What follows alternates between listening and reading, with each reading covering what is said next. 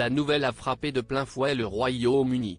Charles III n'est pas au mieux de sa forme. En effet, le roi d'Angleterre est atteint d'une forme de cancer.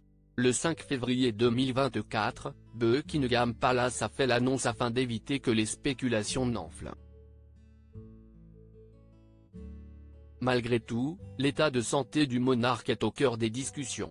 À l'instar de Bertrand Deckers, passionné par les familles royales, Stéphane Bern a également réagi face à cette mauvaise nouvelle. Dans une récente interview accordée à Paris Match, le spécialiste des têtes couronnées a, entre autres, évoqué les potentielles causes de la maladie de Sa Majesté. Ces rapports tendus avec le prince Harry ont alors été mentionnés. Depuis, il s'est retrouvé au cœur d'une polémique. Le principal concerné a ainsi tenu à faire une mise au point. Charles III, une maladie due au problème avec son fils Harry? Selon Stéphane Bern, qui a annoncé sa candidature au municipal en Eure-et-Loir, le monarque est une force de la nature, et ce, malgré son âge avancé. À titre d'information, le roi a récemment été opéré d'une hypertrophie de la prostate. Alors que le souverain de 75 ans s'apprêtait à reprendre ses fonctions publiques, après sa convalescence, il doit désormais mener un combat contre le cancer. Buckingham Palace n'a cependant pas révélé des détails sur sa maladie.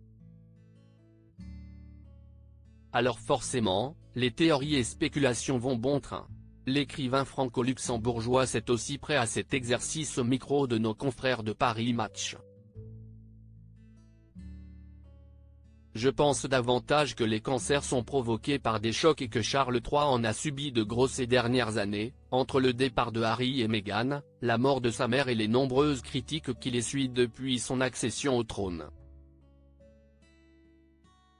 Le prince Harry et Charles III Dr Stéphane Bern remet les pendules à l'heure. Il n'en fallait pas plus pour que certains médias français interprètent maladroitement ses propos.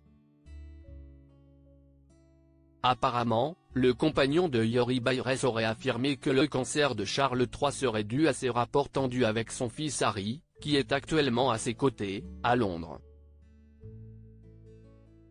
Le journaliste a donc mis les points sur les i. La mise au point est claire.